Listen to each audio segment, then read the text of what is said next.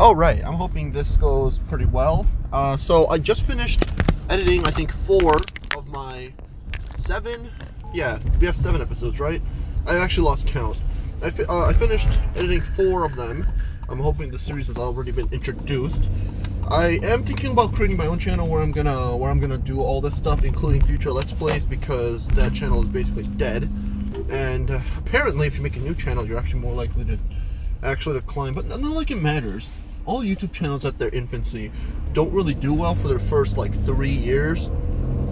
And sure, this channel, the BrawlFan248, has technically existed for several years and should already be exploding. And to an extent, it is. I mean, Mario and Luigi Goes to the Park is still raking in hundreds, if not thousands, of views every month because that's how kids' videos work. That's besides the point. The reason I do this is because I feel like this type of video would be just a little more, not enticing, just a little more engaging. You know, I'm pretty sure all of you guys, whoever is watching this, have already watched a bunch of commentary channels before, and sure, like you come for the gameplay, but you stay for the commentary, because, like, sure, you can watch someone play CS:GO for like the 20 millionth time, but oops, I forgot to put on the signal. I'm in a bit of a rush right now. I'm about to be late for work because I didn't realize I was working today, but that's fine. That's a later problem. Anyways, crap. So, yeah, commentary channels. The reason they're so... I'm sorry, I'm just trying to figure out why there's so much sound in this thing.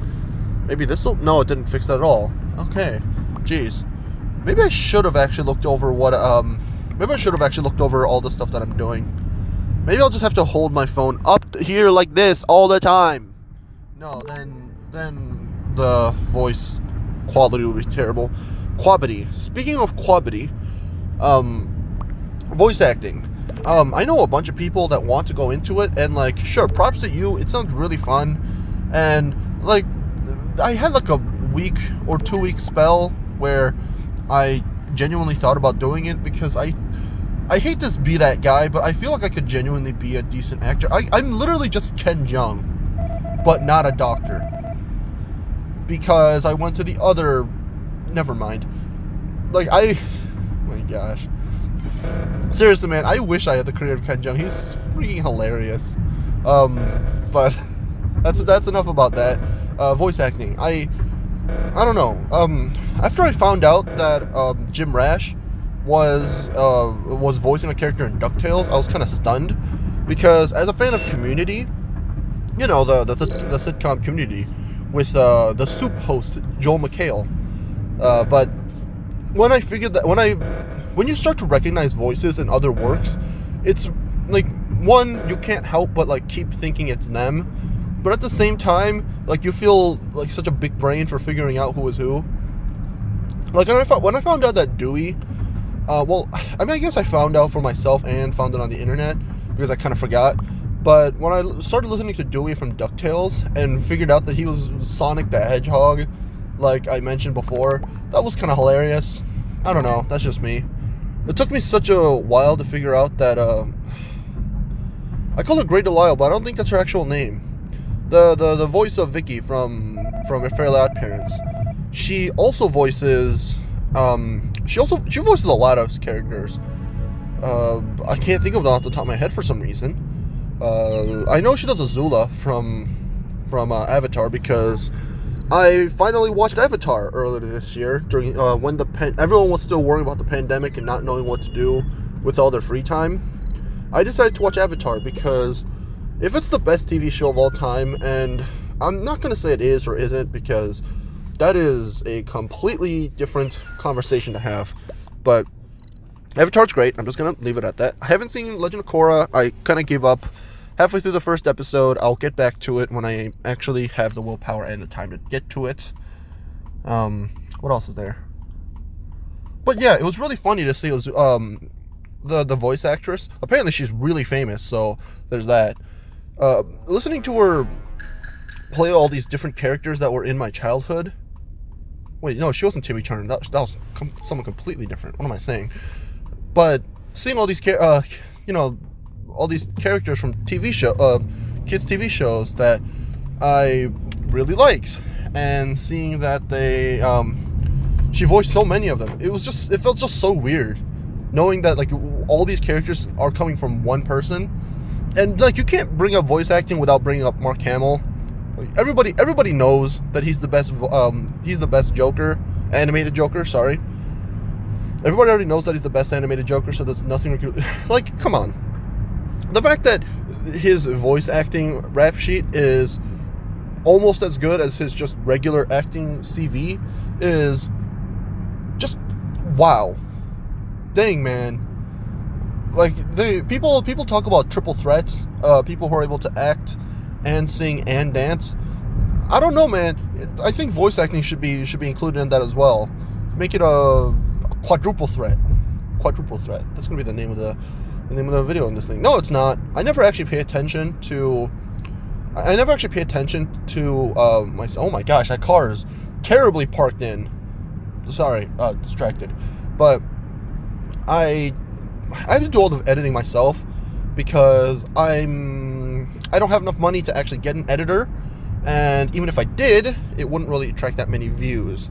So until, every YouTuber knows that they have to get big to a certain amount before they actually get an editor, because if you get an editor while you're small, like, it makes you look pretentious, and also it makes you look kind of pathetic. Like, you don't even get that many views per video. Why would you pay money? Why would you lose money to just try to get YouTube views? Like, you're not Mr. Beast. You're not giving away money for free. Like, you're just like, sure, nothing on the editor. Like, I'm not really good with video editing because I haven't worked with the best software, but like, it takes a lot of time. It's crunch time. And as a person who has had a lot of crunch times in my life, crunch time is not the best time. Yeah, that went in a random place. But I don't know where I was going with this, to be honest. Yeah, I don't really pay attention when I edit. Like, I obviously take out the parts that nobody wants to watch, because who wants to watch every single Paper Mario battle?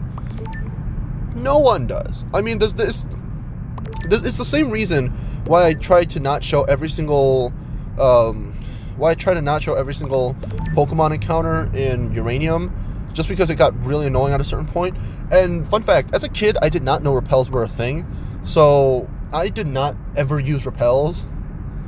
Oh my gosh, I was the kid that always trained up my my starter Pokemon and didn't do anything with the others. I had an Eevee and I never did anything with it, and I'm so disappointed with myself. My younger self didn't know how to play Pokemon because he thought that somehow ground type beats fighting type. Oh yeah, that's why. Because when I was a kid, first of all, I've never actually owned any Pokemon games. Like Uranium, sure, but like I never actually bought any Pokemon games. And just a moment, please. Just gotta make sure I don't get run over. Okay, good. Yeah, when I was a kid, I used to go to the library and rent out the Diamond and Pearl games, and people usually had save files, so I just continue whatever was there. And usually they pick Chimchar. Usually, I mean, all three Sinnoh starters are good. I'm just gonna say that. But because I knew what's it called? I knew Monferno. Because I knew Monferno as mainly a fighting type and not a fire type, I always thought as a kid that ground somehow beats fighting. And I didn't realize, oh, wait a minute, ground beats fire. Because, like, you take out fires using sand and, like, dirt. And rock type and ground type always seemed so similar to me. I can never understand the difference between the two. Like, I get it. But in the grand scheme of things, even Avatar: The Last Airbender knew that there wasn't really much of a difference between earth and rock. The only difference is one's on the ground, one can be thrown in the air. Whoop-de-freaking-do. Like, at least steel is something different. In Avatar, it's probably a bit of it's not much of a spoiler, but in Avatar they find out that, steel and most metals are actually just refined earth, which, yes, that is correct. It is, they are specific elements of the earth that are refined to contain more of the same element. I don't know, it's really interesting trying to compare the 4 elements with the actual periodic table, because first of all, I'm pretty sure I don't think earth, air, wind, and fire, right? September, no, it's no more bad pop culture references. So earth, obviously there's going to be a lot of earth because most of the elements are metals anyways. Water, I mean, there's a few elements that are in liquid form, so that could work.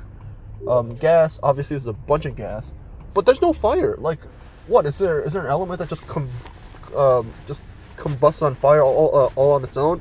I mean, I guess technically if you want to talk about radioactive elements, then you go into a whole different thing. And why do I feel so sick right now? Like, I feel car sick. I haven't felt this car sick in forever. I hate the feeling of being car sick. Like, you know that you can't get rid of the feeling, and like it's not really easy to get rid of it. So you just gotta hope that you can kind of deal with it, because it's really inconvenient for everyone. Speaking of inconvenient, please tell me, yes, there was a parking spot there. Which means, actually, crap. Whatever, I'll just park over here. I always love going into editing and hearing myself just say, hey, there's a car and there's an ambulance. And I can say, hey, I remember that. I can reminisce about that.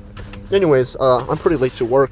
Hopefully, I'll get this out on time. I mean, these are pretty easy to edit, so, whatever. See you guys later. Goodbye.